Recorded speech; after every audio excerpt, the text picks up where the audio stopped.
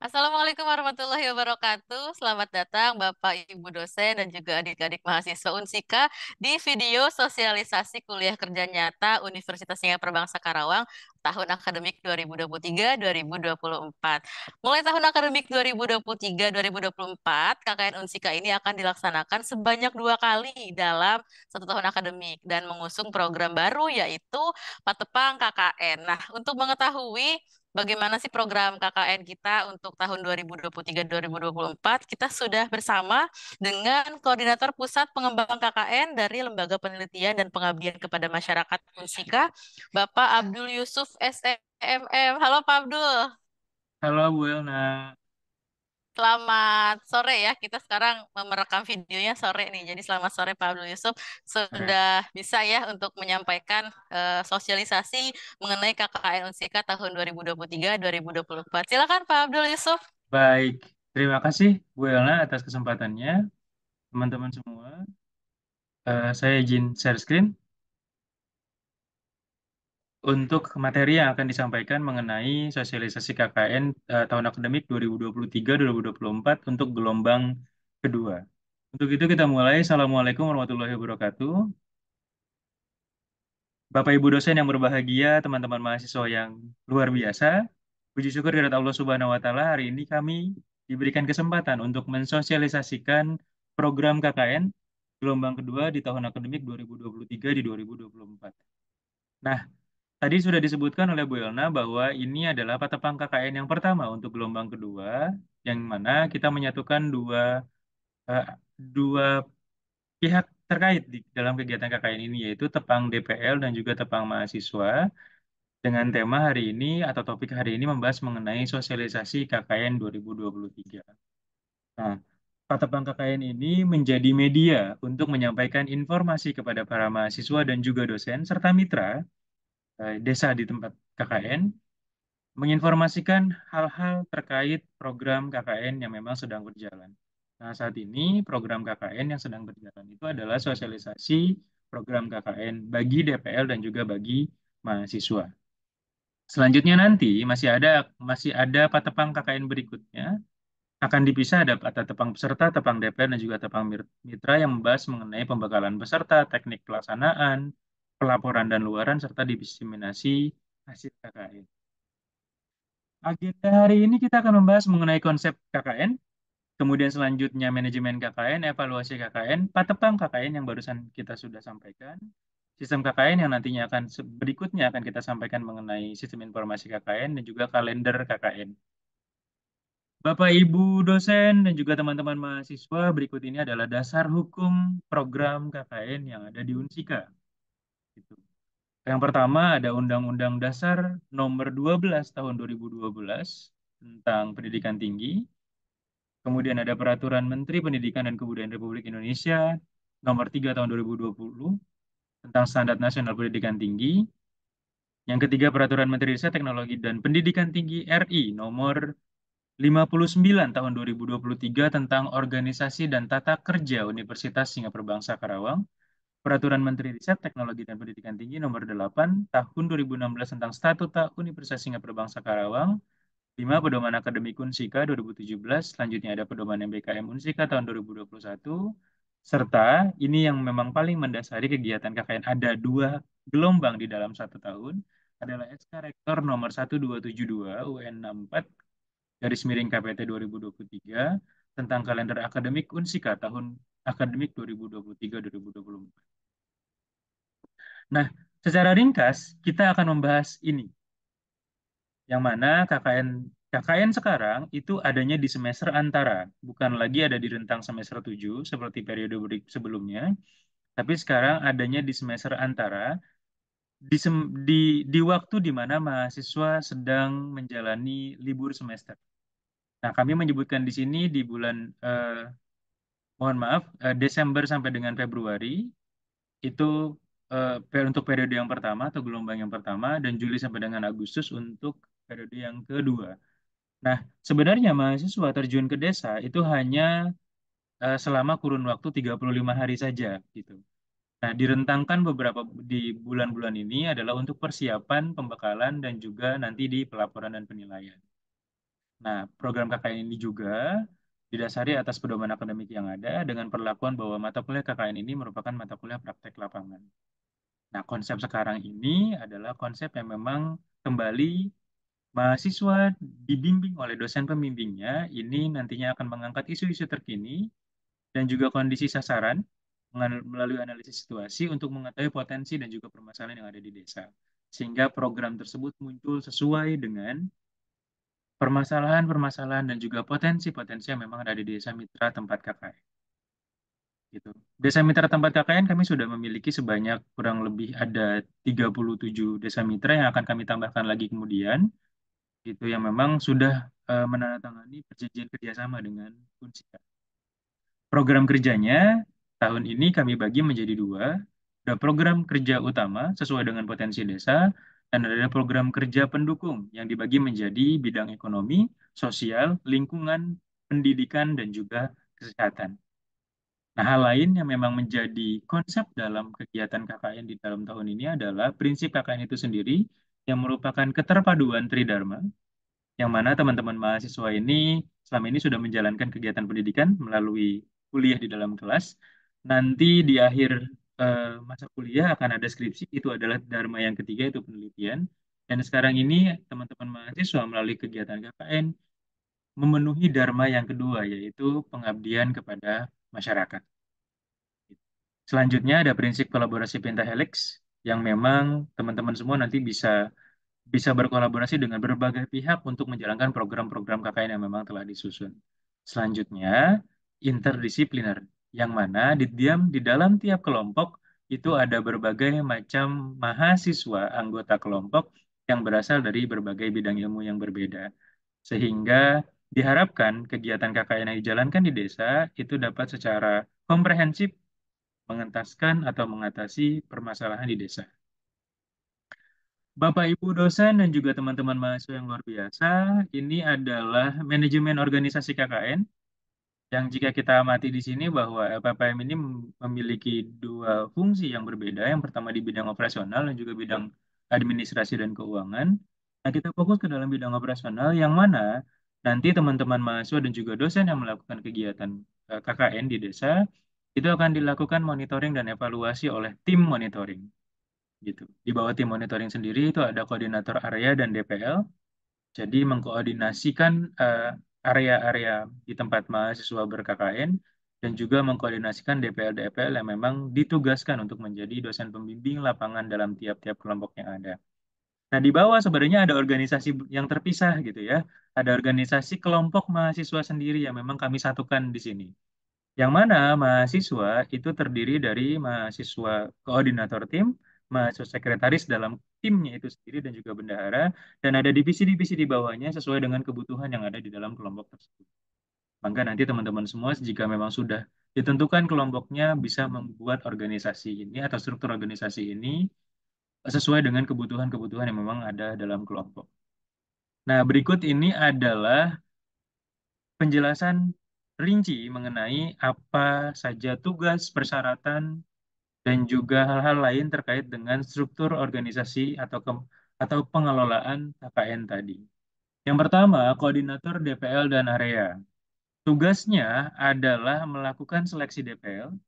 Jadi nanti DPL juga akan melakukan pendaftaran dan diseleksi oleh koordinator DPL dan area, menguji usulan program kerja kelompok KKN. Jadi teman-teman semua nanti punya program kerja dan nantinya akan dipaparkan di depan para koordinator DPL, memediasi koordinasi LPPM dengan DPL, mengawasi dan mengontrol aktivitas DPL, mengkoordinir kegiatan pada suatu area, melakukan monitoring dan evaluasi KKN sesuai dengan ketentuan LPPM, menguji laporan KKN atau diseminasi hasil KKN mahasiswa. Kemudian selanjutnya ada dosen pembimbing lapangan DPL. Nah, mohon diperhatikan ini untuk bapak-bapak dan ibu-ibu dosen sekalian, bahwa bapak ibu dosen sekalian memiliki 6 syarat untuk menjadi dosen pembimbing lapangan di program KKN ini. Yang pertama, harus merupakan dosen tetap Unsika yang dibuktikan dengan beliau memiliki NIDN. Ya, sudah dipastikan kalau sudah menjadi dosen pasti ada NIDN-nya. Tidak sedang tugas belajar, Kami juga sudah memiliki data-data dosen di Unsika yang memang sedang tugas belajar atau tidak. Kemudian mendandatangani kesediaan DPL. Ya, surat kesediaan DPL, format dan template-nya sudah kami sediakan di lampiran panduan buku panduan KKN.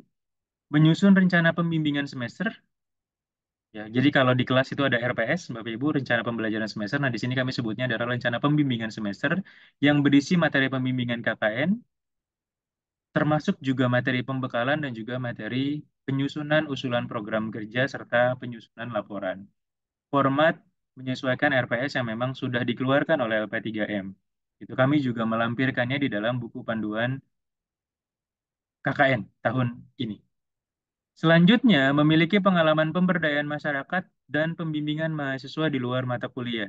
Jadi kami juga akan men-screening portofolio dosen ya yang memang punya pengalaman-pengalaman yang luar biasa terkait dengan pemberdayaan masyarakat dan juga pembimbingan mahasiswa. Portofolio template-nya sudah kami sediakan juga di dalam lampiran buku panduan KKN. Memiliki esai program pemberdayaan masyarakat yang nantinya bisa juga share ide tersebut kepada mahasiswa untuk melakukan pengabdian kepada masyarakat di Desa Mitra. Artikel esai ini,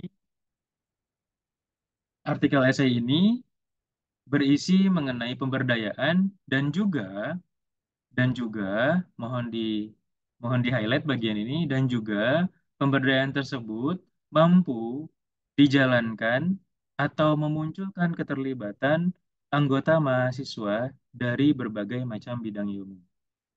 Sehingga dari esai tersebut itu memiliki cakupan yang luas untuk pemberdayaan kepada masyarakat. Nah, tugas DPL-nya selain tadi adalah persyaratannya, kemudian tugas DPL-nya adalah melakukan pembimbingan kepada mahasiswa yang tadi sudah disebutkan, termasuk memberikan pembekalan dan penyusunan usulan program kerja sesuai dengan rencana pembimbingan semester. Selanjutnya, memonitor dan mengevaluasi program kerja yang dijalankan mahasiswa, melakukan penilaian terhadap mahasiswa KKN, dan yang paling penting dari tugas DPL adalah, Bapak Ibu semuanya, Bapak Ibu tidak diwajibkan menyusun laporan KKN, tapi Bapak Ibu diwajibkan menyusun laporan tertulis berupa artikel ilmiah mengenai pelaksanaan program KKN yang telah diajukan untuk publikasi pada Jurnal Pengabdian kepada Masyarakat ber-ISSN. Jadi kalau kata-kata telah diajukan untuk publikasi, ini nama lainnya adalah submitted ya Bapak Ibu semuanya.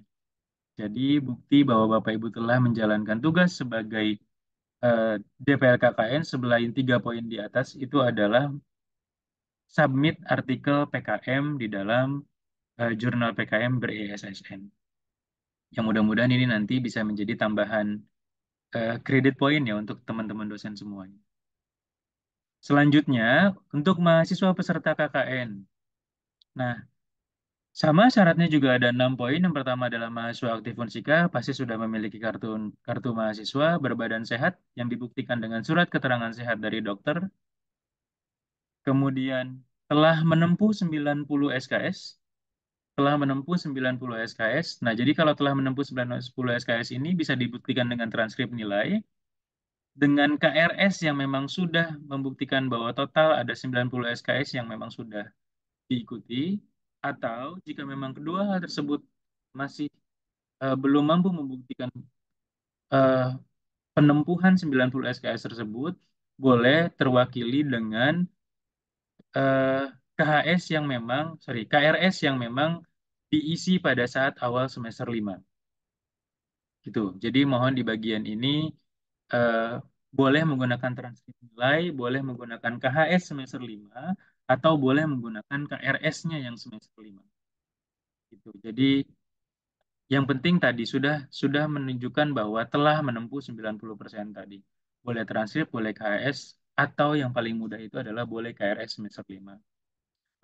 Memperoleh izin orang tua, karena memang ini penting ya, untuk orang tuanya tahu bahwa anaknya itu tetap diterjunkan ke masyarakat sehingga orang tuanya benar-benar mengetahui kondisi anaknya memang sedang tidak kuliah gitu, tapi ada di dalam tengah-tengah masyarakat. Template terlampir di dalam buku panduan KKN. Memiliki program kerja KKN, yang memang diusulkan kepada dosen pembimbingnya untuk kemudian nanti dipaparkan di depan koordinator DPL. Nah, template-nya juga terlampir. Template-nya sangat sederhana, yang jelas di sini teman-teman semua membuktikan bahwa untuk terjun ke masyarakat, mengabdi kepada masyarakat melalui program KKN itu tidak sembarangan, tapi sudah punya bekal melalui rancangan atau rencana program kerja yang ada. Selanjutnya, bersedia mematuhi peraturan KKN yang surat kesediaannya itu sudah juga kami buatkan, ada terlampir di dalam buku panduan KKN. Nah, selanjutnya teman-teman semua, ini adalah struktur untuk laporan akhir KKN. Ya, ada bab 1 pendahuluan, bab 2 analisis situasi, bab 3 program kerja, bab 4 rencana tindak lanjut, dan bab 5 penutup. Sementara untuk komponen penilaian sendiri itu ada 5 poin: usulan program kerja, pelaksanaan program kerja, pelaporan, publikasi artikel media massa, dan publikasi media sosial. Yang seperti apa sih publikasi artikel media massa dan artikel media sosial? Nah, ini luaran-luaran yang memang wajib teman-teman semuanya capai dalam hal menjalankan program KKN sekarang. Sosial media teman-teman bisa memanfaatkan Instagram atau kanal YouTube gitu ya untuk bisa memposting semua hal-hal terkait program kerja yang sudah dijalankan. Fungsinya untuk apa? Untuk menaikkan lagi citra Unsika di mata halayak. Ya. Dengan ketentuan bahwa setiap kali posting itu harus membubuhkan hashtag atau tagar KKN Unsika 2023 dan juga memention kami di akun kami di Instagram atau ppm Unsika. Jangan lupa setiap kali posting, setiap kali membubuhkan apa video-video di kanal YouTube tersendiri harus ada logo Unsika dan juga ada slogan Unsika yang ada seperti di atas. Yang sebelah sini, mohon maaf ya, gitu. Humanis, berdaya saing, dan juga mendunia. Jadi mudah-mudahan ini menjadi doa kita semua gitu ya bahwa Unsika nantinya bisa mendunia, mengglobal, dikenal halayak ramai tidak hanya di Unsika tapi juga di dunia. Ada video kegiatan KKN yang nantinya diupload di kanal YouTube LPPM. Ada produk KKN, satu tim satu produk, atau tidak, produknya tidak berupa barang atau jasa atau kerajinan tangan, tapi bisa juga hasil rekayasa. Artikel media massa elektronik ataupun media massa cetak seperti berita-berita di koran gitu atau di liputan6.com. Nanti diseminasi hasil KKN em, ini masih tentatif eh, sifatnya, entah nanti berupa lokakarya atau expo atau mungkin sebatas paparan saja untuk diseminasi hasil berupa paparan laporan hasil KKN itu sendiri. Nah, dari kesemua hal-hal yang memang mendasari kegiatan KKN di atas, persyaratan, tugas, dan lain sebagainya, konsep ini adalah alur yang memang nantinya gitu ya, secara sederhana dapat dijelaskan melalui gambar ini. Ya, hari ini kami sudah melakukan sosialisasi KKN ya, untuk Bapak Ibu dosen dan juga untuk teman-teman mahasiswa. Selanjutnya, kami juga akan membuka pendaftaran bagi para mahasiswa mendaftar sebagai peserta KKN dan juga pendaftaran bagi DPL. Ya, jadi ada alur dari mulai sosialisasi itu sampai ke pendaftaran peserta dan juga ada pendaftaran DPL. Ya, setelah itu semua dilakukan, ada proses seleksi dan juga penilaian, barulah nanti kami akan mengumumkan penetapan kelompok dan juga penempatan di desa mana kelompok tersebut akan diterjunkan ke desa mitra untuk program KKN.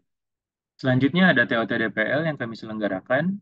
Setelah TOT DPL, Training of Trainer, para DPL yang sudah dibekali mengenai kegiatan-kegiatan KKN melalui program TOT DPL akan memberikan pembekalan kepada mahasiswanya di dalam kelompok itu sendiri.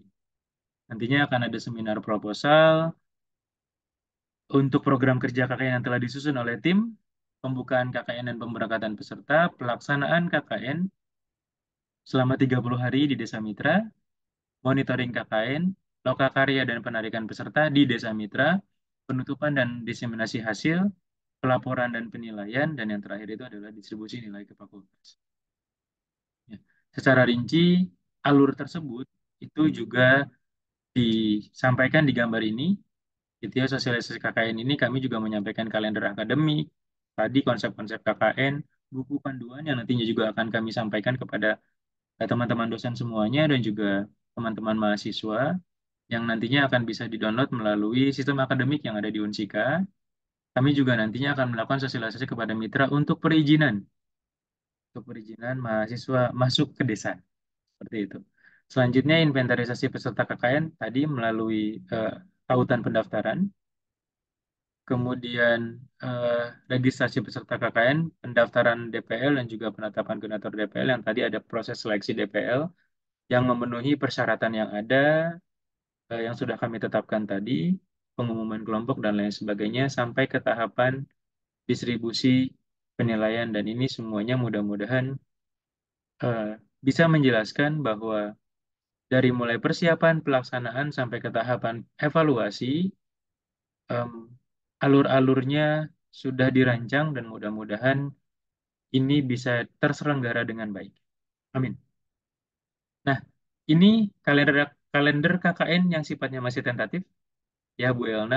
Mudah-mudahan tidak ada perubahan, tidak ada kendala sehingga tidak lagi tentatif gitu ya. Bapak Ibu sekalian, Bapak Ibu dosen dan juga teman-teman mahasiswa bahwa kami melakukan sosialisasi dan juga eh, di pendaftaran KKN itu dari kami buka dari tanggal 11 sampai tanggal 18 Desember 2023. Kemudian kami juga membuka pendaftaran DPL dari tanggal 18 sampai 20 Desember. 21 Desember mudah-mudahan kami juga bisa konsisten untuk menuntaskan tugas gitu ya di di periode pelaksanaan, di periode persiapan untuk tepat waktu mengumumkan kelompok KKN dan juga penempatannya di desa mana. Tanggal 26 Desember ini udah di akhir tahun dan di awal tahun tuh kayaknya banyak hal-hal gitu yang perlu dipertimbangkan gitu ya karena ini pasti mepet dengan eh, Christmas ya, hari Natal dan juga tahun baru gitu.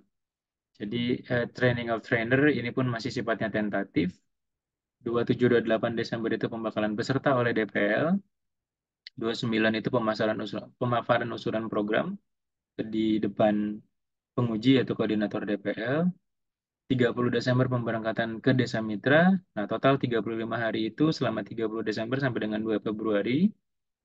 Pelaksanaan KKN dan juga monitoring KKN oleh tim monitoring yang ada. 3 Februari pelaporan dan diseminasi hasil KKN dan 4 Februari itu sudah penilaian. Sehingga ini bisa menyesuaikan dengan kalender akademik yang ada bahwa tanggal 5 Februari itu sudah dimulai semester genap. Dan mudah-mudahan tanggal ini tidak meleset, meskipun nanti ada berubah, tidak akan merubah banyak hal. Gitu ya. Jadi ini masih sifatnya sementara. Alhamdulillahirrabbilalamin. Demikian, Bu Elna, paparan mengenai sosialisasi program KKN di gelombang kedua tahun akademik 2023-2024. Terima kasih atas kesempatan dan juga perhatian teman-teman dosen dan juga mahasiswa. Mudah-mudahan kita mampu mengabdi kepada masyarakat dengan baik dan juga tahapan persiapan KKN ini juga berjalan dengan baik. Demikian, Bu Elna.